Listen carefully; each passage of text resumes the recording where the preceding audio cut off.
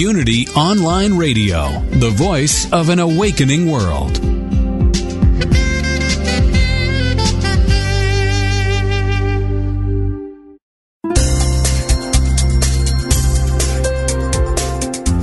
Thank you for tuning in for this Unity Partner Program. Unity Online Radio partners with spiritual leaders from organizations whose mission and messages complement Unity's. We are pleased to bring you this program on Unity Online Radio, the voice of an awakening world.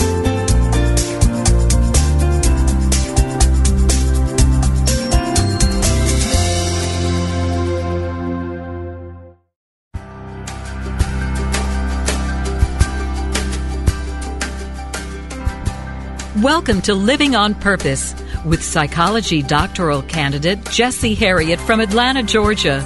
Are you ready to make the switch? A switch from barely living to living on purpose. During the next hour, you will discover principles to help you live a fully functioning, conscious, and purposeful life. The all is mind, and so are you. Let's live on purpose. Now, here's your host, Jesse Herriott. All right. Thank you so much, folks, for joining me today for Living on Purpose right here at Unity.fm Radio, the voice for an awakening world. I know some of you that are out there listening now, you may be on your jobs, fulfilling your calling and your vocation and living on purpose. We just want to give you some tools this week to help you actualize that calling and become more centered and more grounded and rooted. This show is all about taking spirituality and through the lens of psychology a bit, applying some practicality to your spiritual approach so that you can engage life, so that you can become what Michael Beckler talks about, a descendant master, taking the information and insights you receive from above, if we'll call it that, and integrating them into life here by becoming fully engaged in your humanity. This is how you become channels for the divine or for the universe to flow through you and help you to build the life of your dreams. Well, without any further ado, folks, I want to let you know we're going to talk today about that. And I want to also introduce to you a very, very special guest and a dear teacher of mine, I consider. His name is Dale Allen Hoffman. I know some of you have heard of him before. I'm just going to give you a sneak peek into his bio, and I'm going to let him explain the rest because his work is phenomenal. He is a mystic indeed of all mystics and an Aramaic spirituality teacher, and he brings the words of Yeshua, which is the Aramaic name for Jesus, to life in the Aramaic language in which they were first spoken, offering a living, breathing vision of many of Yeshua's most misunderstood teachings. Through clear interpretations in English and with prayer, breath work, and vocal intonations, he shares insights from the Coptic language, the Egyptian language, Aramaic, Greek, Hebrew, all about the work and the capacity of the human mind, our inherent divinity, and the awakening consciousness of humanity. And he is one of the world's leading authorities on the direct practical applications of the ancient Aramaic teachings of Jesus. And he travels both nationally and internationally. Without further ado, folks, welcome to the program, Mr. Dale Allen Hoffman. Dale, are you there? I am here. How you doing, Jesse? I am doing great. Thank you so much for agreeing to come on the show. We are glad to have you here. Oh, absolutely. I'm honored. I'm a huge Unity FM fan myself, and it was funny that you contacted me about my work, and you were already on my radar for a while, too, which was kind of neat. Nice resonance there. Oh, wow, that's amazing. I count that as an honor as well. The teacher talking to the student, But yeah, I just want to jump right in because, like I said, your work is so rich. Your information is out there. For those who haven't seen it, you can just go to www.daleallenhoffman.com or just check them out online. The videos are phenomenal. I was studying them last night, and I want to dig right in. Let's talk a bit for those who didn't quite get the when I said the word Yeshua. Can you open up a bit about that? Give us what they call the understanding of Jesus from the Aramaic concept. Well, that's a wide question, but the name alone, just the name alone, Yeshua, there's sort of different ways of pronouncing it depending on the dialect, the geographic region, but a lot of people don't realize that Jesus, the word Jesus, Jesus, comes from the Greek and Latinized, what actually means Jesus, well, Jesus means Hail Zeus. A lot of people don't know that.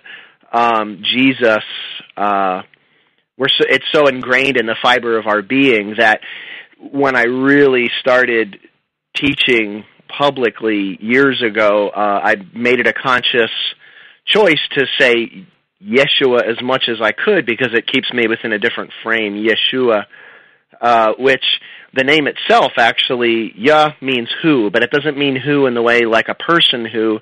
It means in Aramaic like the who behind the who, like the awareness behind the awareness. It points toward Yahweh, the one, the only, and then Shua means cleanse, sweep, restore, salvation, save, return to an original state.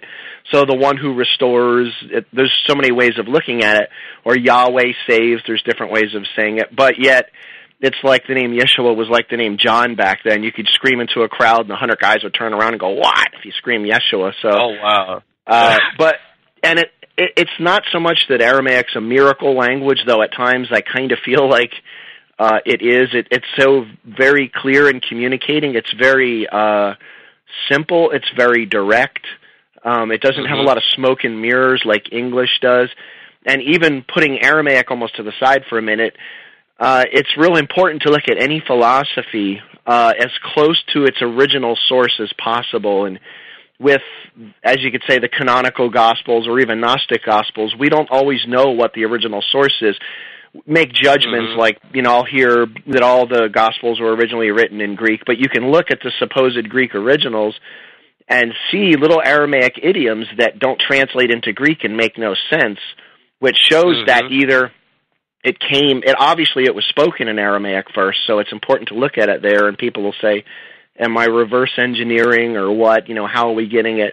And we go with texts, Aramaic texts that are close to 2,000 years old, the oldest ones we can find. And when you look at something and it's an original language, you get not only different perspectives, but you get different nuances. And there's things that you can't see looking at it in a translation. And the perfect example I give, there's a video on YouTube where I say, I've got a cousin in France, and if I go to spend, say, a week with Deborah in the south of France, she lives on the French Riviera, she's a potter and artist, and let's say that I befriend one of her friends, and I don't speak French and he doesn't speak English, and everything goes through that interpretation, and at the end of the week I say to her, tell him I said he's bad, and she turns and says, Dale says you're no good, he says you're bad. Now it's a perfect translation in the scholarly sense, but she actually communicated exactly the opposite of what I was trying to get across. And if you consider something like Pass the Secret in kindergarten, you've got 10 kids.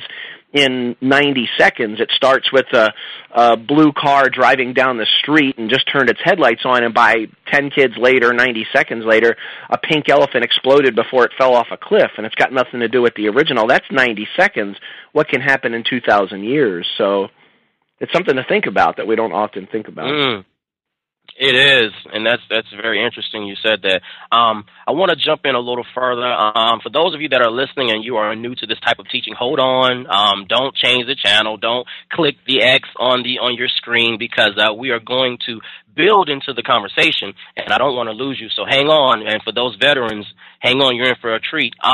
What is the concept of God? How did Jesus or Yeshua refer to God, and what was his understanding of God?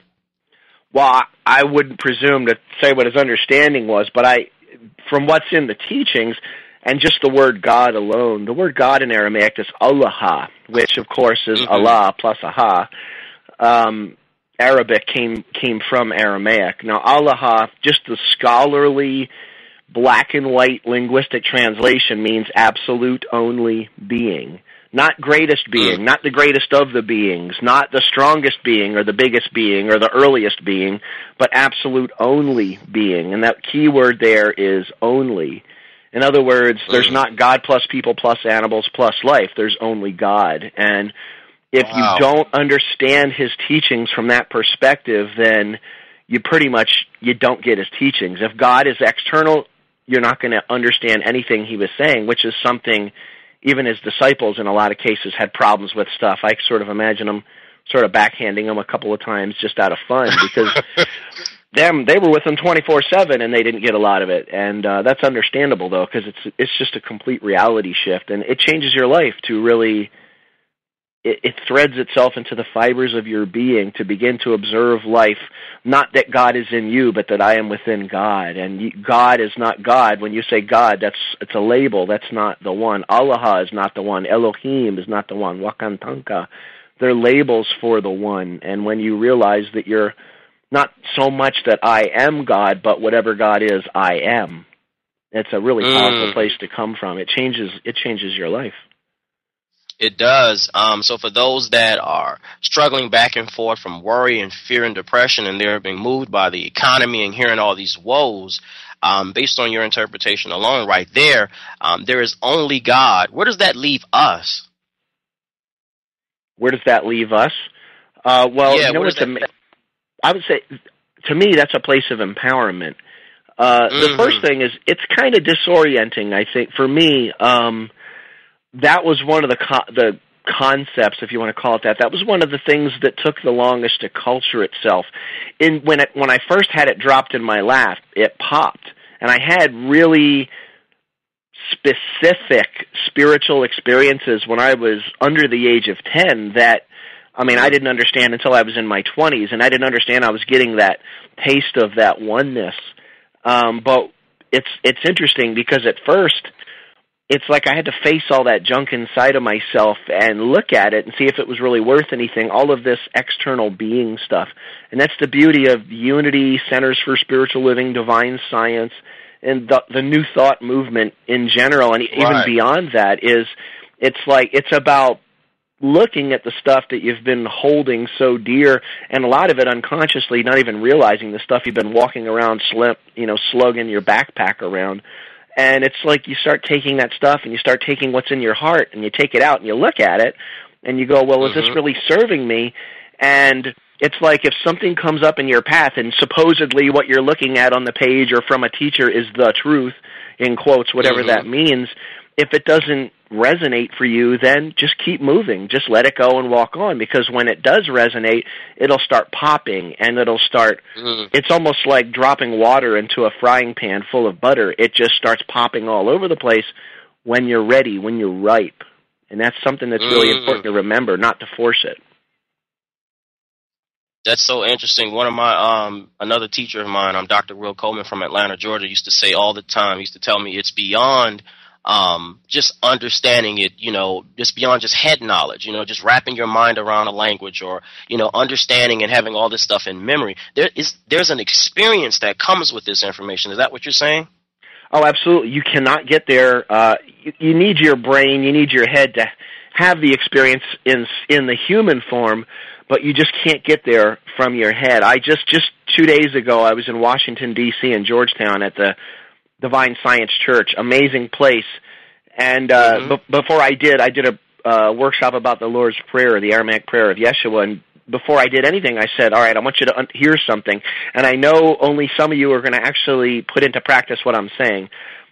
To the best of your ability, try not to go through and cognitively, mentally, try understanding everything that I'm going to share with you.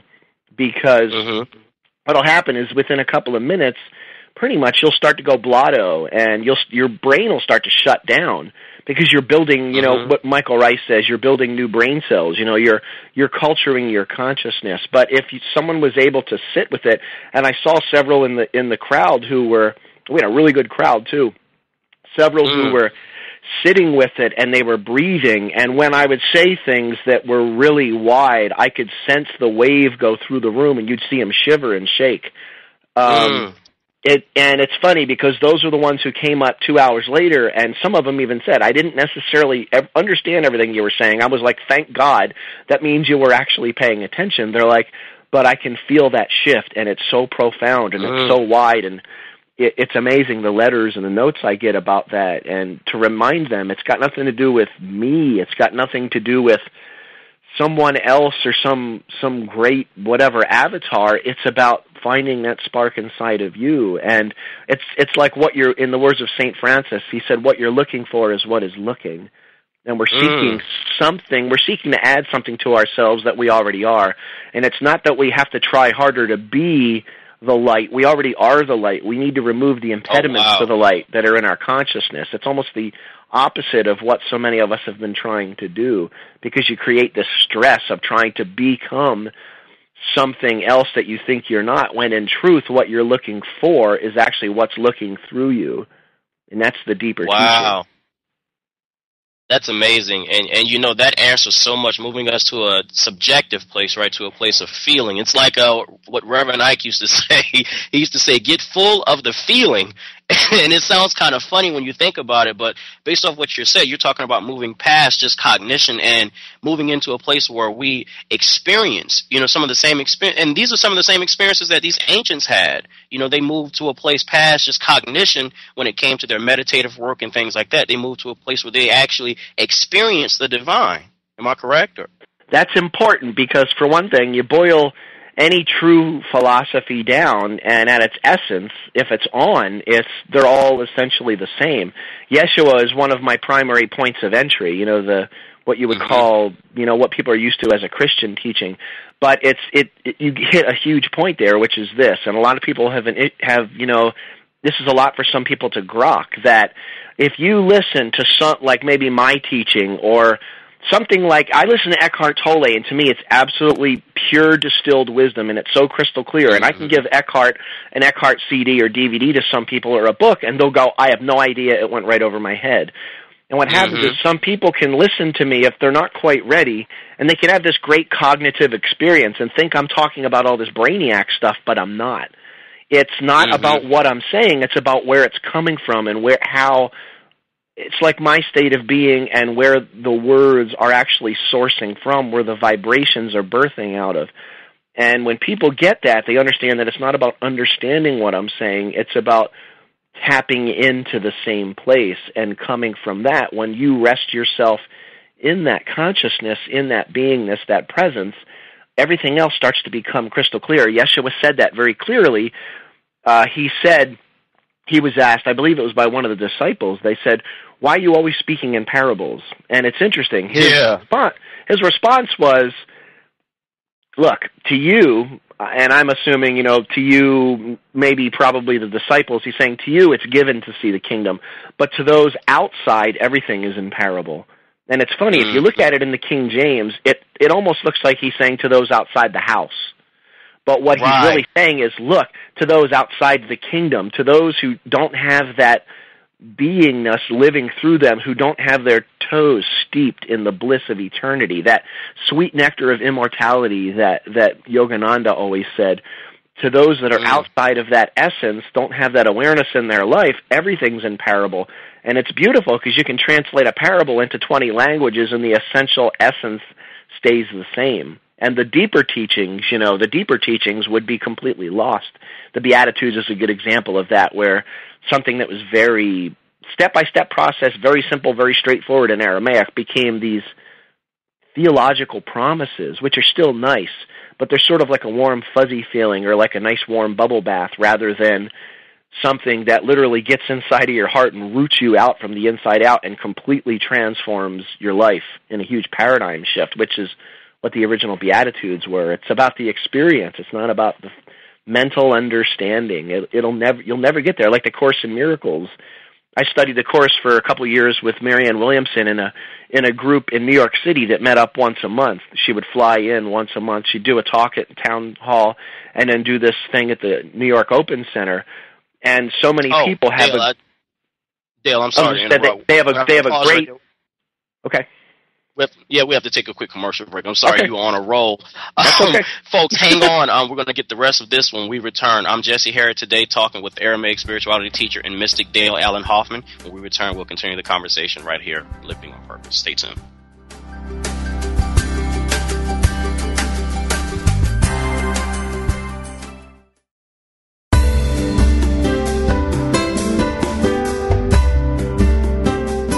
We'd like to take a moment to encourage you, as part of our Unity Online radio family of listeners, to support this ministry through a love offering. For your convenience, you can make one-time or recurring monthly donations. Go to www.unity.fm and click on Donate Now. Thank you for your support.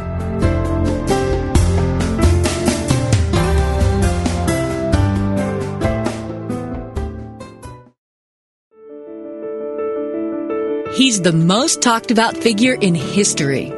How do you see Jesus? As a savior, a way-shower, a mythical hero? In his cutting-edge new book, Jesus 2.1, an upgrade for the 21st century, Reverend Dr. Thomas Shepard explores the many human concepts of Jesus. The man of Nazareth has been an imaginary spiritual playmate for millions.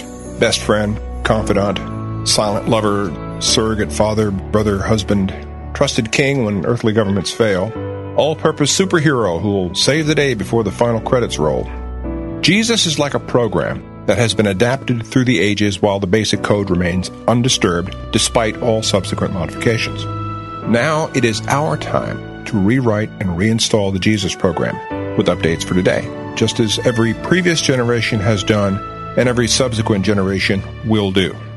The Romans killed Jesus for being a revolutionary. Every succeeding generation kills him anew by losing sight of the ongoing revolution in human consciousness that he represents. Explore the new book, Jesus 2.1, at www.shopunity.org.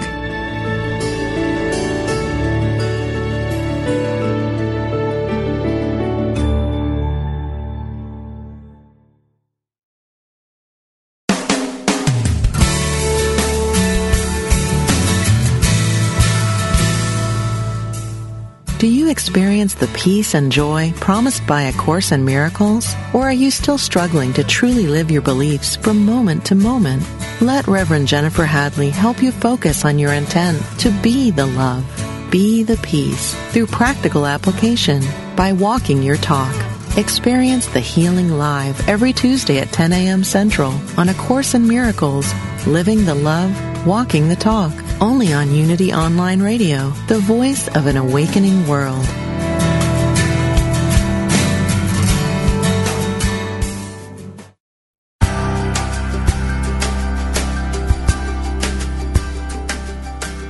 You've been listening to Living on Purpose with Jesse Herriott. If you have a question or comment about today's broadcast, or if you'd like to join in the discussion, friend us on Facebook at Jesse Herriott or email us at livingonpurpose@unity.fm. Now, more Living on Purpose.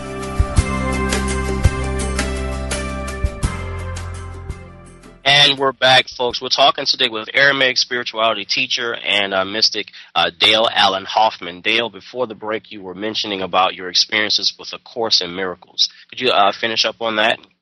Well, yeah, I was just saying that, I met so many people and I still do to this day, who have I don't know if great's the word, but a really strong mental cognitive understanding, I put that in quotes, of the Course. And it's almost like some people just become raging egomaniacs when you have all these concepts in your head that you understand. But yet the people that actually put A Course in Miracles into practice, it's something that's entirely different. It's one of those things that if you're living it, you don't have to defend it, and that's the thing, like with what I do, if a really strong, like say white Southern Baptist or Pentecostal type person comes up and they're doing some kind of whatever that some do, I don't mention what I'm doing. I don't all of a sudden say, guess what I do? I just keep my mouth shut. I have no interest in it. I have no interest in batting a ball back and forth. I know who I am, and I'm able to really have a close, intimate relationship with. I've got many friends who are true. I'm not sure, fundamentalism, I think, misses the fundamentals, but true fundamentalist Christians, and they're some of the most beautiful people that I know because they're not having that mental experience. You can find it, we tend to sort of blanket label large sections, but when you start having the cognitive experience, it'll never take the place of actually letting it into your heart and living it into your life, which is, everything else really is a carbon copy. It's a carbon copy. And you see that with the Course, you see it with anything, really.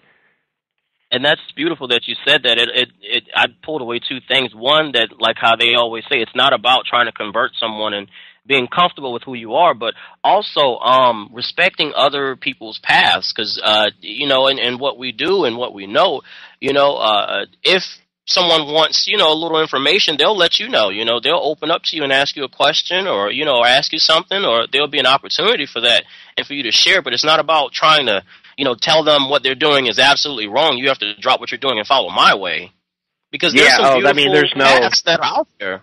It's a dead-end street. There's that's one thing I'm very clear with my teachings. I am very clear to say in everything that I do that, look, I'm not giving you the absolute truth. What I'm doing is I'm showing you my perspective from my teachings, my life, and my spirit. And what people will do is if something resonates, they'll run with that. If it doesn't, they won't. And probably one of the most difficult things with what I do is the prejudgment. So I do my best not to do that with others. People will think, oh, he's a Bible banger, he's a Bible hater, people will say I'm a conspiracy theorist without actually looking at what I do. They'll say that I'm a possible up-and-coming Antichrist when people don't even know what Christ or Antichrist means in a lot of cases.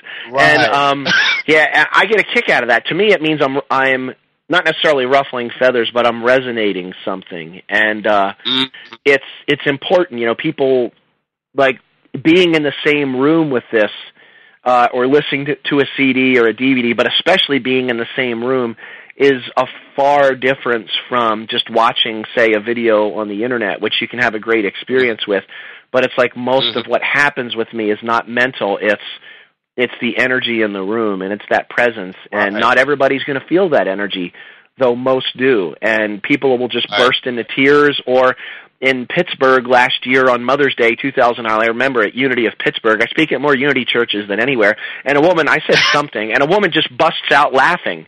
And I stopped in the middle of my talk, and I looked at her, and I'm like, it is funny, isn't it? Because I just kind of brought something out from Aramaic that was like a standard teaching that we're used to in one way, and she just bursts out laughing. And I thought it was great. I'm like, thank you. We needed that. That's a good thing. So yeah, the experience. Talk a bit more, because I see the conversation is shifting, and we're really talking about connecting with that experience. So talk a bit more about the breath and the feel that you're hinting at. Well, there's a few central pivots, I would almost say. The word amen, technically in Aramaic, what it actually means, the root is iman, which means from this rooted earth center, is basically what that means. And when Yeshua would say, verily, verily, I say to you, he was saying amen, amen. We don't know that by looking at the King James, but one thing that's really important is that there's a couple of central sort of earth center pivots in his teachings. One is that understanding that in that cultural perspective at the time, one, there was no external heaven or hell. That external heaven and hell came in about 3 centuries later. Another interesting central pivot is the understanding that God is all that exists. There's nothing outside of that. And a third, which was almost completely lost in modern times, is that when you hear the word spirit, you see that word spirit, spiritus, which was a Latin word. He may have heard that. It may have been in his region at the time. But what his understanding probably would have been closer to, the Aramaic word rucha, or the Hebrew ruach. He would have absolutely been fluent in Hebrew because he was Torah-abiding Jew, and Aramaic because that's who he was speaking to. That word rucha means more accurately breath, eternal, expansive, and contractive forces. So he would have looked around and not seen spirits. He would have looked around and seen breath, breath, breath. The word soul in Aramaic is nafsha, which literally means breath of life. And when you hear a teaching like, love your neighbor as yourself, that word self, soul, nafsha, same word. The word neighbor in Aramaic means anyone that you think about. Detrakim lakerabakaik nafshak. Love anyone that you think about as the breath of your own life.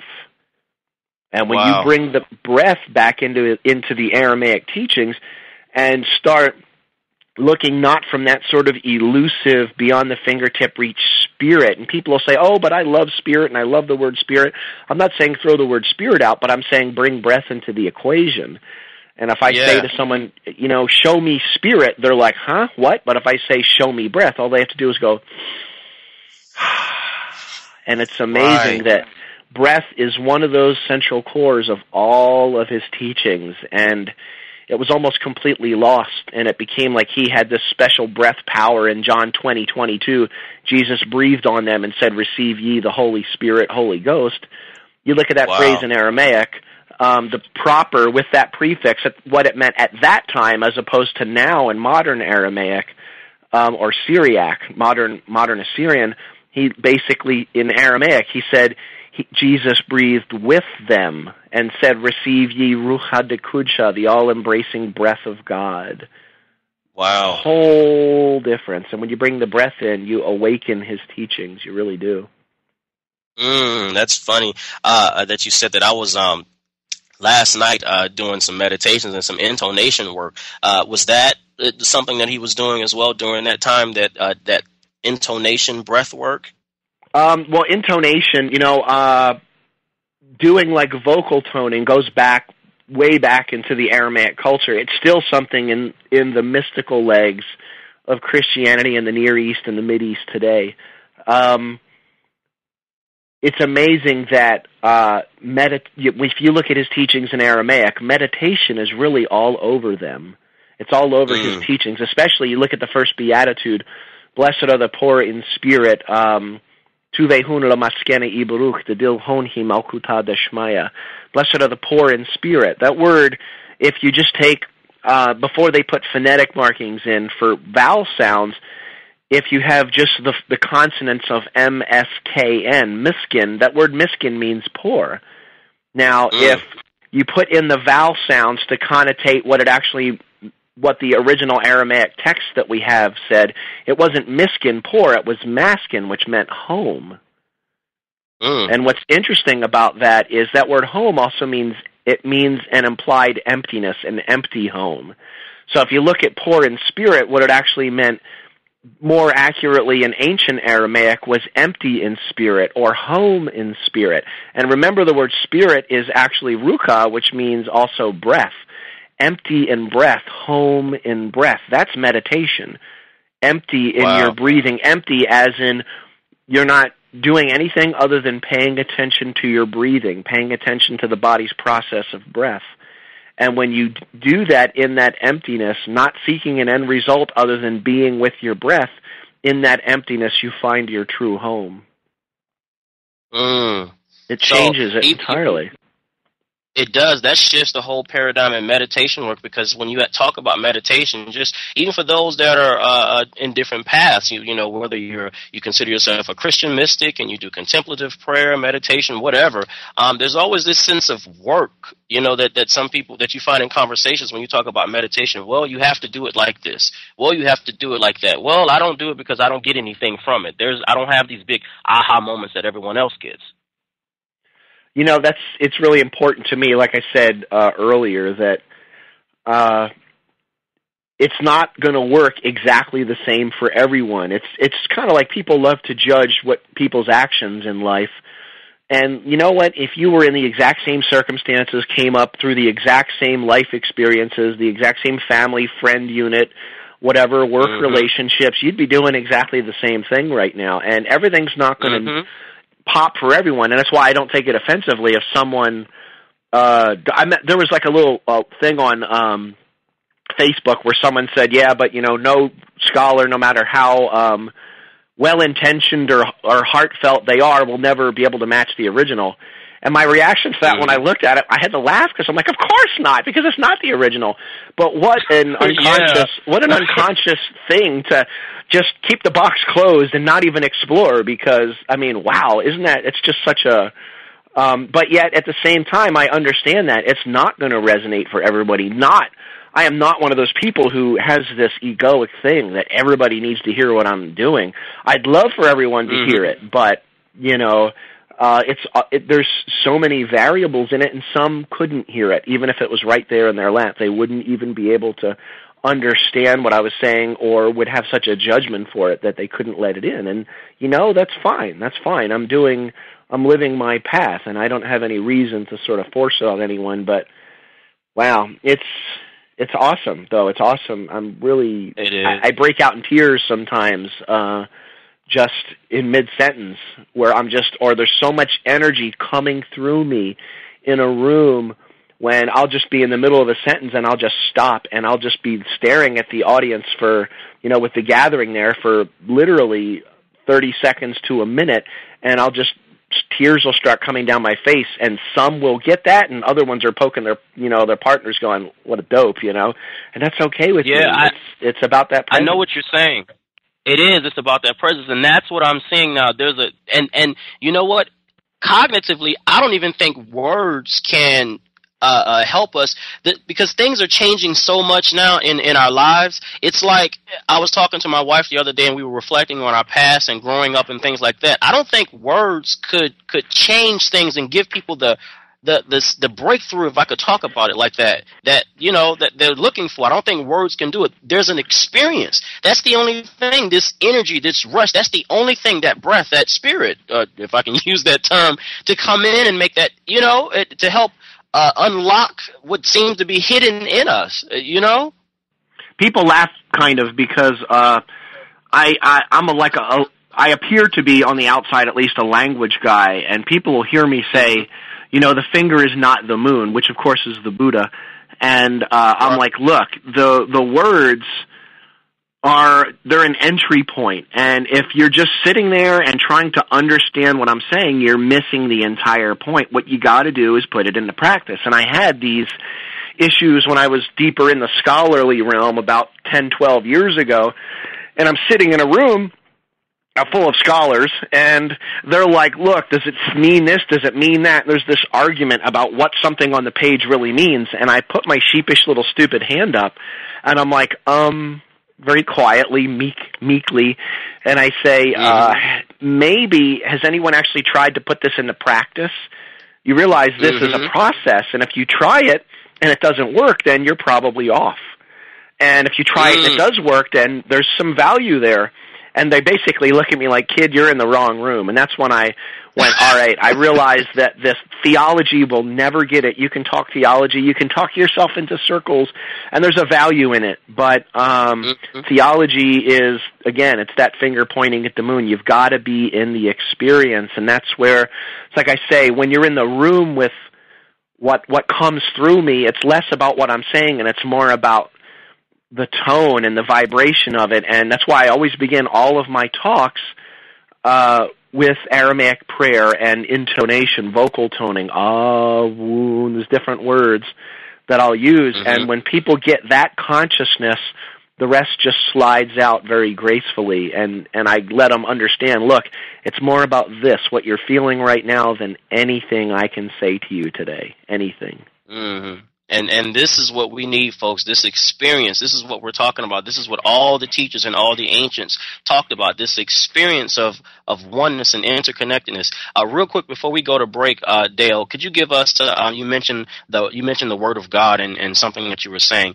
We have about 2 minutes before we go on a break, but give us a quick definition of the Word of God. It's not the scriptures that we flip through and read, is it? Well, it's interesting. In radio interviews, I'm always asked, what's the hardest word to translate from Aramaic into English? And the word is actually the word. Now, if you see that word, in Greek it's logos, which doesn't just mean the word on the page. It actually means the consciousness that observes the word on the page. That word in Aramaic is milta. The ta genders that sound word feminine. Now, let me explain that in a quick way, since we don't have a lot of time for this. My perception of the book in front of me is feminine. The book itself is masculine in language. My perception of a word on the page is feminine. The word on the page itself is masculine. It's manifest, it's obvious. Now, that word is feminine. It doesn't mean that in the beginning was the written word. It means in the beginning was the consciousness that observes that word. In the beginning was consciousness. That's what that was saying. Michael Rice calls it mind energy, and that's what that really meant. It's not about the actual words. When you get into the words, then you get into errors, translation errors, including mine, anyone's, cultural misperceptions. You got to get it beyond it. You got to get to the experience. That's beautiful. That's beautiful. I'm Jesse Herriott, talking today with Aramaic spirituality teacher and mystic Dale Allen Hoffman. We're talking about the experience. When we return, we'll continue the conversation right now, right here on Living on Purpose. Stay tuned, folks. You don't want to miss it.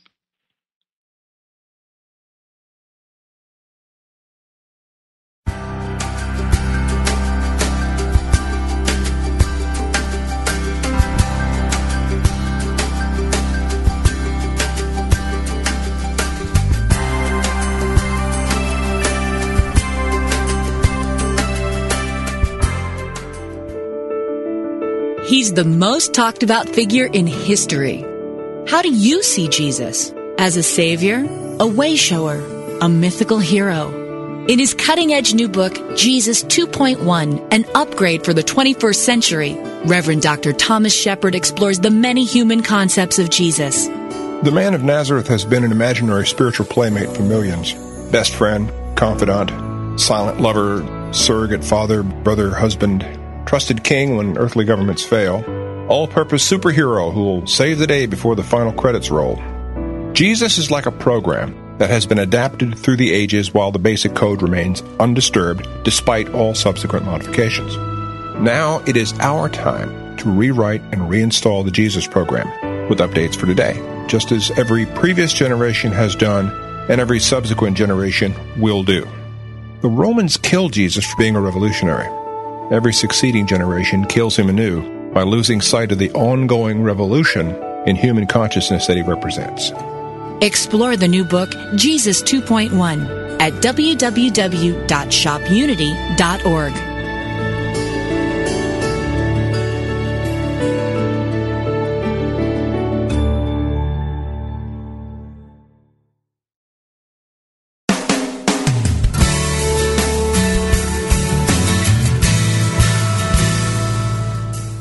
Do you experience the peace and joy promised by A Course in Miracles? Or are you still struggling to truly live your beliefs from moment to moment? Let Reverend Jennifer Hadley help you focus on your intent to be the love, be the peace, through practical application by walking your talk. Experience the healing live every Tuesday at 10 a.m. Central on A Course in Miracles, Living the Love, Walking the Talk. Only on Unity Online Radio, the voice of an awakening world.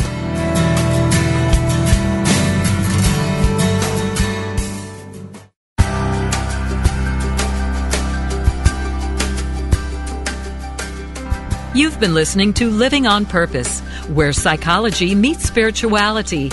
Now, here is your host, Jesse Herriott. Thank you, folks, for listening. We're talking today with Aramaic spirituality teacher and mystic Dale Allen Hoffman. And if you missed the first half of the show, and we're in the last segment here, don't worry about it. The show is available for download for free. You can just go to www.unity.fm and click on Living on Purpose. You'll see it in the program archives and download the show. It'll be available by the end of business day today. I just want to continue the conversation and jump right back in, Dale. Tell us about what's going on right now in your teachings, your own transformation, and where your work is going, because as we were talking about over the break, it's really about this experience and where this experience is taking us. Sometimes I wonder, because it's like with this powerful of an experience, it can't be contained in a little small setting, because the experience is transformative. Oh, it is. And you don't know where it's going to end up. In most cases, when you're really able to be in the moment. And I'm really challenging myself right now in my work. One thing I'm doing is I'm reading a lot of material from guys like Bart Ehrman, who's a great biblical scholar, and a lot of people mislabel him as being like a Bible basher or something like that, but Bart is one of those guys that'll take all of the actual facts, the actual proof that we have right in front of us, and have a more balanced view without going too far over the edge. Creating, in like some Christian realms, there's a lot of recreation of the facts, if you will. Bart's someone who challenges my view. Like, he'll say, look, supposedly Yeshua was, entombed for 3 days, arose on the third day, and all that kind of, and then you start looking and you find out dozens of other people who were alive in the first century in that area that supposedly had the same thing happen. Other miracle workers who surrounded themselves with disciples and turned water into wine at the same time in the same place, other people, and you can trace it back thousands of years prior to Yeshua. So that's a big challenge for me. I read atheist material because there's a great website called JesusLied.org. It's all completely wrong when you know the Aramaic perspective of it and you see what their arguments are. Their arguments make sense when you see the translations of the translations in the Aramaic. They help me to clarify and be as clear as possible with the Aramaic aspects of it.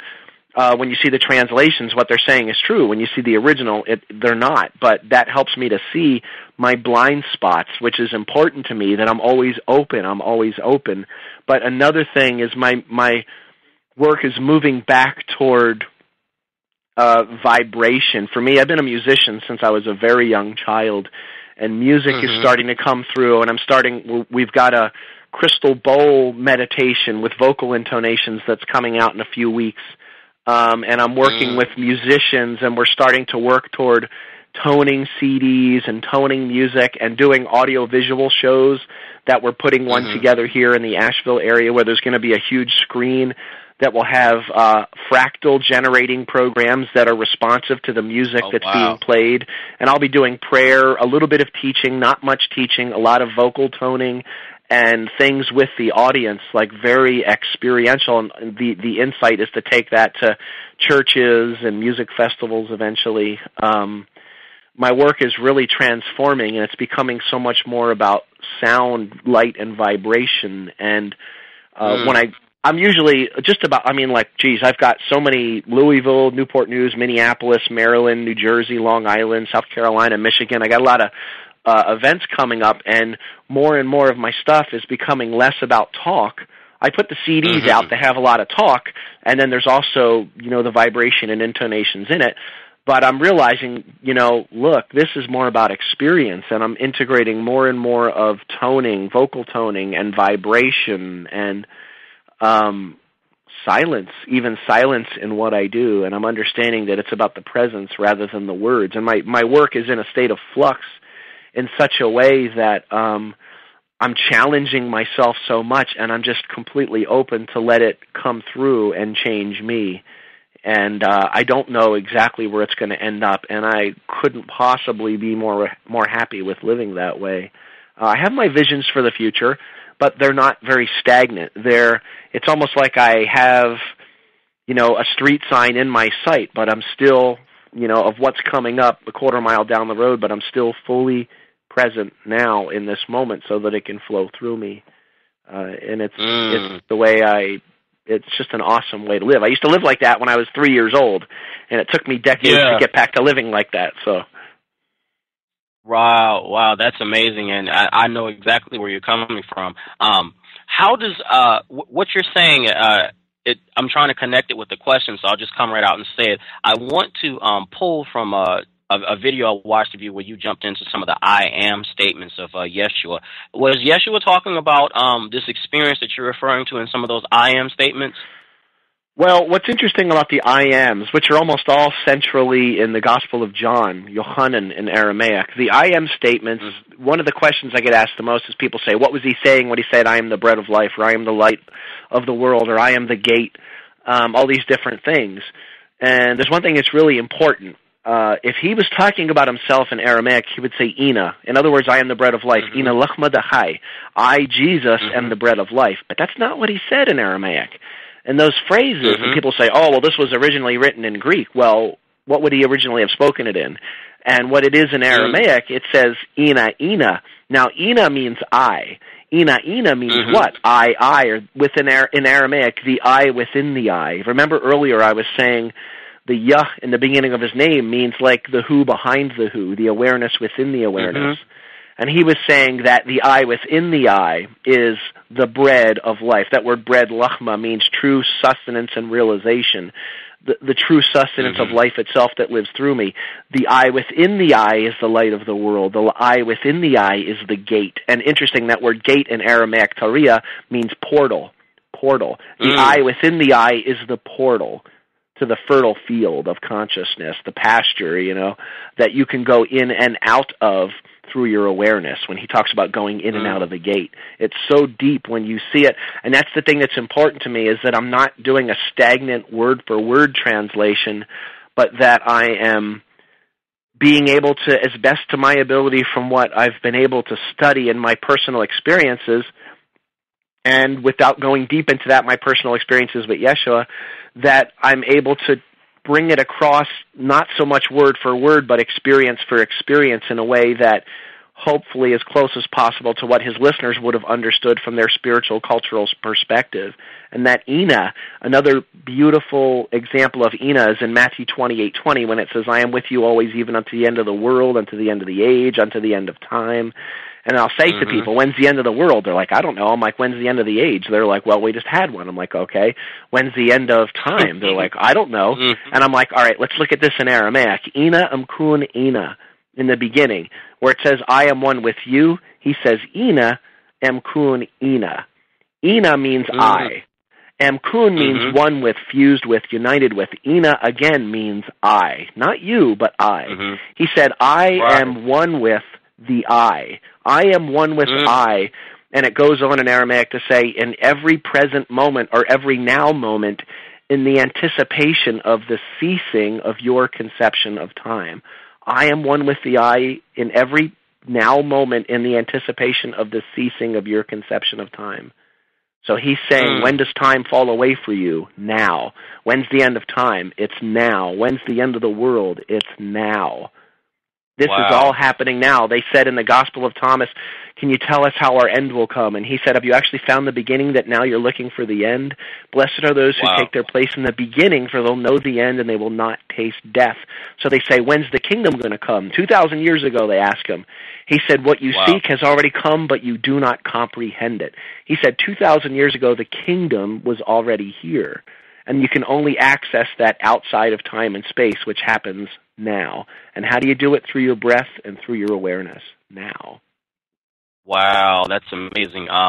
Real quickly, we have a couple minutes left in the show. What are some tools that you utilize? You mentioned them briefly, but I just want to talk a little bit more about them. Some tools that you utilize in your own work, in your own life, and also that our listeners can utilize, because this experience is what you're looking for. This is, like you said, what you're looking for is what is looking. So what are some tools that we can utilize for this awareness? Pay attention to your breathing. Pay attention to your breath. What happens when someone pulls out in front of you on the road? You stop breathing. What happens if someone came into the room and told you that someone you love dearly was tragically killed? You stop breathing. What happens if someone says something to you that just sets you off? You stop breathing. And, step number 1 of the Beatitudes is breathe. Get back to your breath and pay attention to it. And another thing that people can do right now is to learn some words in Aramaic, Sanskrit, Hebrew, Lakota, the Plains Indian tribes, and the more resonant, vibratory languages, not the ones like Anglo-Saxon, Greek, German, not those, but the vibratory languages, and intone a word like Aramaic. The first word of the Lord's Prayer is Abwoon. If you do it in the Eastern dialect, it's Awoon, Awoon, A-W-O-O-N. And just sit right now and just tone that sound.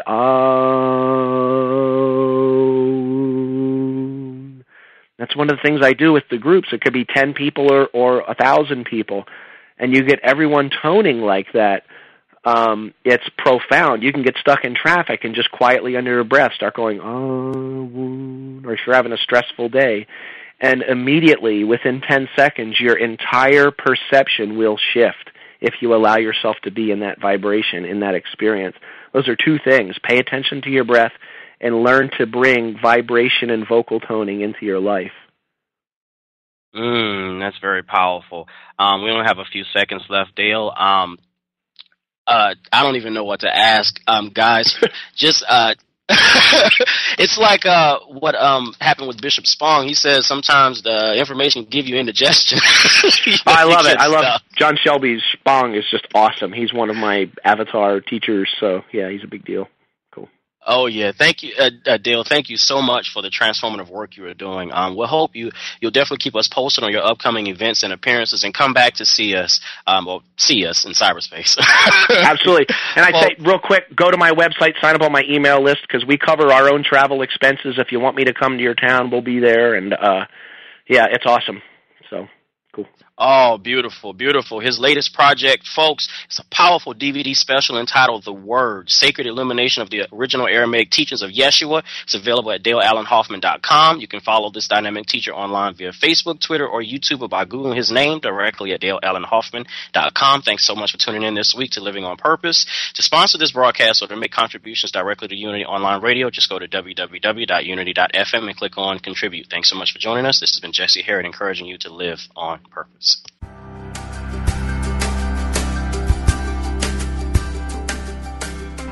Thank you for tuning in to Living on Purpose, where psychology meets spirituality with Jesse Herriott. Listen in live every Tuesday at 9 a.m. Central Time for more insights into psychology, ancient wisdom, and how it connects to your life today. Living on Purpose, only on Unity Online Radio, the voice of an awakening world. This program is brought to you in part by www.jesseherriott.com, where psychology meets spirituality. Connect with us on Facebook and YouTube. Keyword search Jesse Herriott.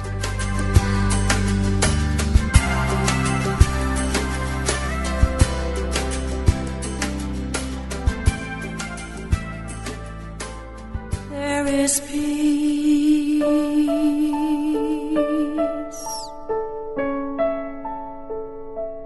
There is quiet.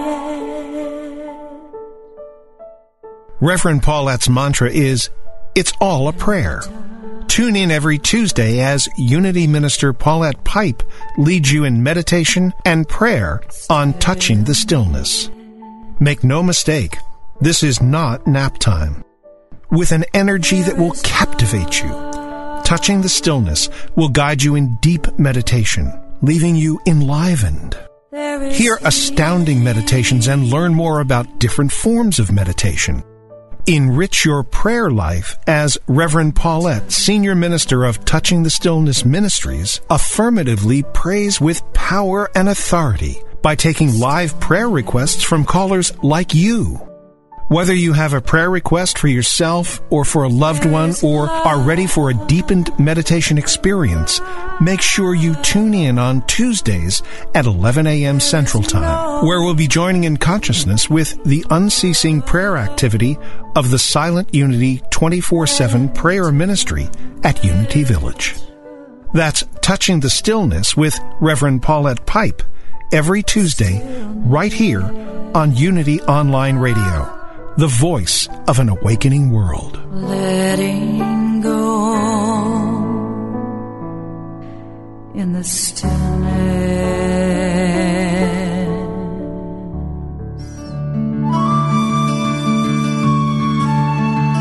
Inspiration only takes a moment.